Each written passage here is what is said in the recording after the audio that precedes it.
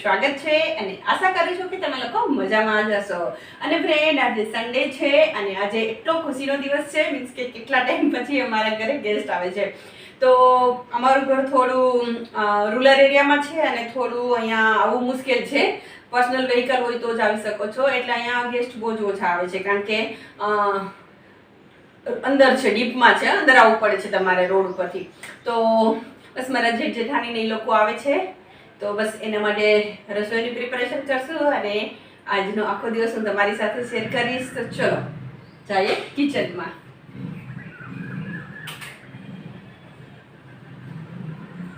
તો ફ્રેન્ડ આજે તો સ્વીટ વિશે વિચારવાનું જ નથી, કારણ કે કેરીની સિઝન ચાલે છે એટલે કેરીનો રસ જ બનાવવાનો છે। તો સૌથી પહેલાં તો હું કેરીનો રસ બનાવીને મૂકી દઈશ એટલે તે ઠંડો થઈ જાય। તો બસ અહીંયા મેં કેરીનો રસ બનાવી દીધો છે અને થોડા ટુકડા પણ રાખ્યા છે, કારણ કે એમાંથી એક બે લોકો કેરીના કટકા ખાય છે। તો બસ અહીંયા ફટાફટથી મેં બધું ફ્રીઝ કરી દઈશ એટલે ઠંડો થઈ જાય। બહુ જ ગરમી છે, એક્સ્ટ્રીમ લેવલની ગરમી છે, ફ્રીઝ પણ એમ થાય છે કે કામ નથી કરતું। તો હવે બસ અહીંયા ચા બનાવી દઈશ, કારણ કે છોકરાઓને હસબન્ડને બધા ઉઠી ગયા છે, તો એના માટે ચા નાસ્તોની પ્રિપરેશન કરી દઈશ। અને આજે સન્ડે છે એ મારા માટે મોટામાં મોટો ફાયદો છે, કારણ કે તમને ખબર જ છે અમે ટાઉનશીપમાં રહીએ છીએ, અહીંયા કોઈ જ સ્વીટ અને ફરસાણ મળતું નથી। જે બી બનાવવું હોય તે ઘરે જ બનાવવું પડે છે। પણ આજ સન્ડેના દિવસે જે પાણીપુરી સેલ કરે છે તે ભાઈ કચોરી અને ઢોકળા બનાવે છે, તો બસ એની પાસેથી મેં વાટીદાળના ખમણ મંગાવી લીધા છે અને છોકરાઓને પણ તે જ સવારના ચા સાથે નાસ્તામાં આપી દીધા છે। અને પછી લાગી ગઈ છું પાછી કિચનમાં। આજે બનવાના છે મગ, તો સવારથી મેં મગ પલાળી દીધા હતા, તો બસ તેને બોઇલ કરવા માટે મૂકી દઈશ। તો આજનું મેનુ છે મગ, ભાત, શાક, રસ, રોટલી અને ઢોકળા।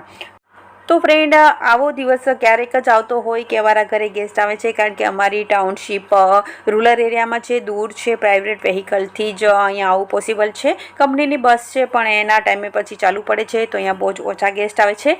ગેસ્ટ તો ન કહેવાય, ઘરના જ કહેવાય, કારણ કે મારા જેઠ જેઠાણીને એ લોકો જ આવે છે, પણ વધારે અમે જ લોકો જતા હોય છે, તે લોકો બહુ જ ઓછા આવે છે।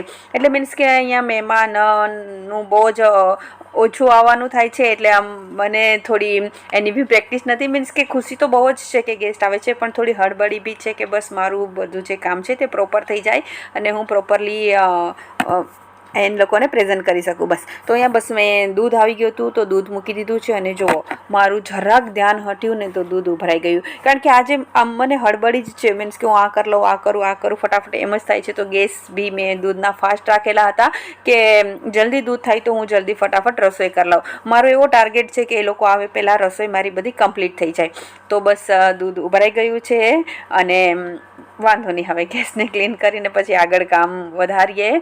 તો સૌથી પહેલાં તો ગેસને ક્લીન કરી લઈશ, કારણ કે જો આમાં જ વધારે રસોઈ બનાવીશ ને તો એ ડીશ છે તે તેની બળી જશે, કારણ કે નીકળતી નથી। અને ગરમ ગેસ ક્લીન કરવો પણ રિસ્કી છે, કારણ કે ઘણા ગ્લાસના ગેસના બનાવ બન્યા છે કે ગરમ ગેસ ઉપર પાણી નાખવાથી ગ્લાસ બ્રેક થઈ ગયો છે, પણ પોતાથી ડરતા ગેસ ક્લીન કરી દીધો છે। અને બીજી સાઈડ મગ મૂકેલા હતા, તો મગ પણ ઉભરાણા છે, તો તે પણ ક્લીન થઈ ગયો છે અને હવે ફટાફટ આગળ રસોઈ વધારીશ।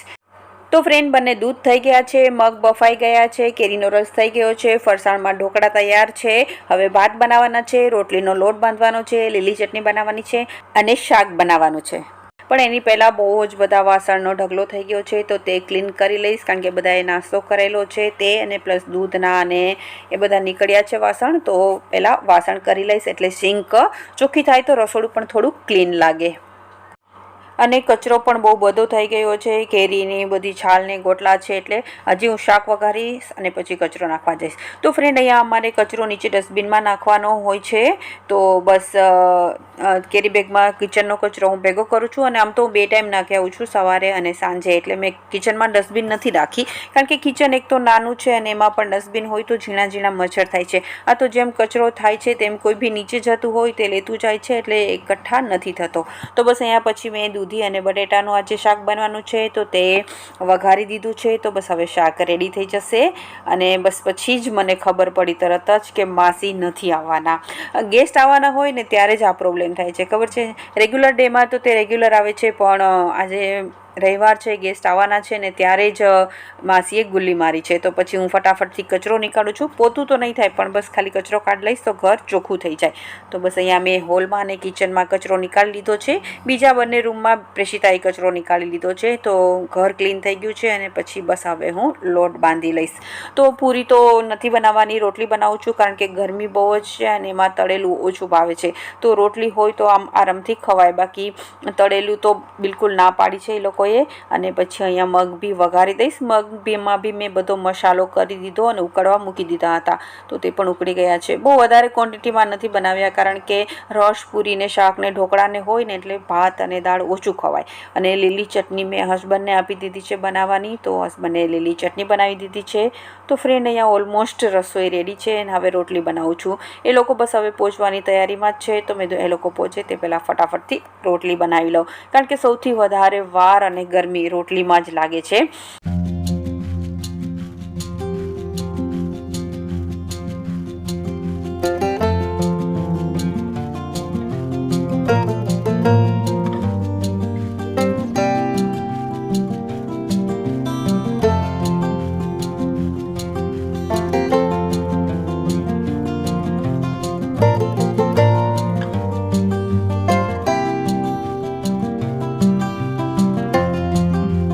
તો ફાઇનલી મારા જેઠ જેઠાણી આવી ગયા છે. બહુ જ ગરમી છે બહાર અને અમારું ઘર બી ટોપ ફ્લોરનું છે એટલે બહુ જ તપે છે. તો અમે એસીવાળો રૂમ ઠંડો કરીને જ રાખેલો હતો. તો જેવા જ એ લોકો આવ્યા એ લોકોને અમે સીધા એસી રૂમમાં થોડીવાર બેસાડી દીધા છે. અને પછી આ છે અમારું આજનું લંચ મેનુ. તો ચલો આવી જાઓ જમવા માટે. તો ફ્રેન્ડ અમારા ફેમિલીમાં 3 ભાઈ અને એક મારા મોટા નણંદ છે. અને મેહુલ સૌથી નાના છે અને મારે 2 જેઠ છે. એક અમદાવાદ છે અને એક બરોડા છે. તો આ બરોડાવાળા વચ્ચેવાળા જેઠ છે. જમી અને મેં અને મારા જેઠાણીએ કિચન ક્લીન કરી દીધું હતું. મારા જેઠાણીએ વાસણ કર્યા અને મેં બીજું બધું બહારનું કામ કરી દીધું. અને પછી સીધા અમે લોકો જતા રહ્યા હતા એસીવાળા રૂમમાં.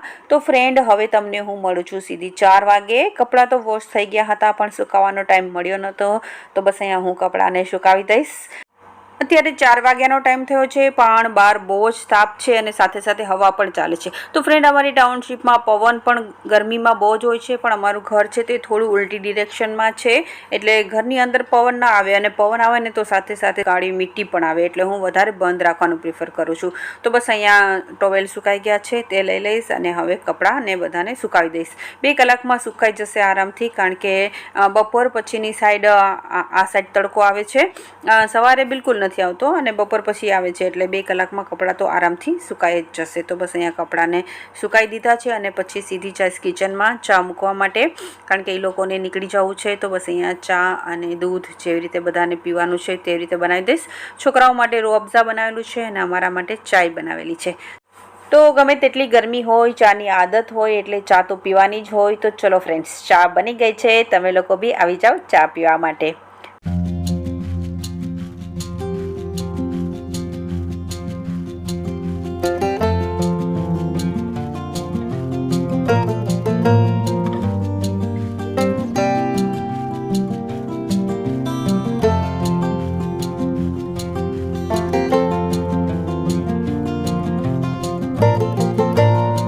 હવે તમને મળું છું સીધી 7:30. ડિનર બનાવવાનું નથી કારણ કે બપોરનું બધું પડેલું જ છે તે ચાલશે. તો થોડી વાર રેસ્ટ કર્યો અને બસ પછી હવે અહીંયા હું જે ગ્રોસરી લાવી હતી તે મારે ક્લીન કરવાની બાકી હતી તો વિચાર્યું કે તે અરેન્જ કરી લઉં.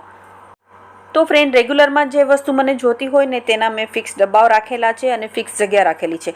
આખો બંધ કરીને પણ હું ત્યાં હાથ નાખું ને તો તે જ વસ્તુ નીકળે. તો બસ બધા જ પોતપોતાના ડબ્બાઓમાં આ વસ્તુ ભરી દઈશ. સૌથી પહેલાં તો ચા ભરી દીધી છે. હવે આ મકાઈ છે પોપકોર્ન બનાવવા માટે કારણ કે છોકરાઓ સ્કૂલ જતા હોય એટલે આ બધું જ વસ્તુઓ રાખવી પડે ને હવે થોડા ટાઈમમાં વેકેશન પણ ખુલવાનું જ છે. અને પછી ચોળી છે. તો આ બધું કરિયાણું આમ તો પેકેટવાળું જ છે એટલે ક્લીન જ હોય, જોવાની જરૂર નથી પણ આદત છે મજબૂર. બધું જ કરિયાણું મને આવી રીતે ચાળી અને સાફ કરીને જ રાખવાની આદત છે. તો બસ એક વખત ખુદને જ સેટિસ્ફાઈડ કરું છું. અને પછી અહીંયા છે સફેદ વટાણા અને પછી ચણા છે. ચણા મેં લૂઝ લીધેલા છે, ત્યાં કેન પડેલા હોય ડીમાર્ટમાં ત્યાંથી લીધેલા ગયેલા છે.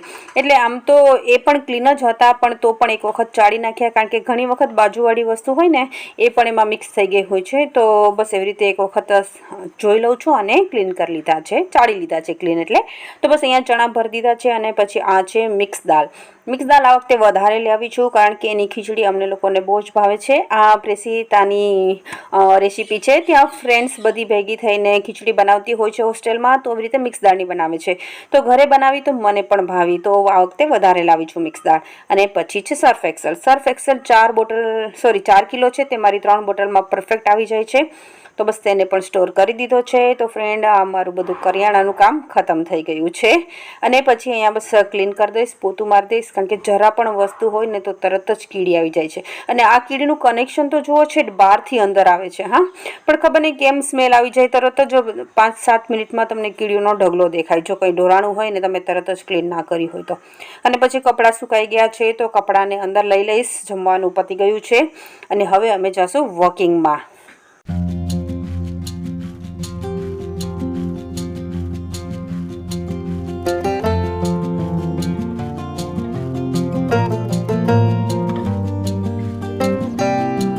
તો ફ્રેન્ડ, વોકિંગ માટે સેન્ટર પાર્કમાં આવ્યા છે. આમ તો અમારી ટાઉનશીપમાં 3 થી 4 ગાર્ડન છે, પણ આ સેન્ટરમાં છે, રાઉન્ડ શેપમાં છે. અને તેને બધા રાઉન્ડમાં વોકિંગ વધારે કરતા હોય છે. અત્યારે તો વેકેશન છે એટલે કોઈ જ નહીં દેખાય, અધરવાઇઝ રાત્રે ઘણા બધા વોકિંગ કરતા હોય છે. પણ ફ્રેન્ડ, અત્યારે એકદમ સૂનું છે. તો બસ અહીંયા અમે 3 થી 4 રાઉન્ડ લગાવ્યા અને હવે જશું ઘરે. તો ચલો ફ્રેન્ડ્સ, આજનો વિડીયો અહીં પૂરો કરું છું. ફરી પાછા મળીશું નવા બ્લોગમાં નવી સ્ટોરી સાથે. તેથી bye, take care, thank you.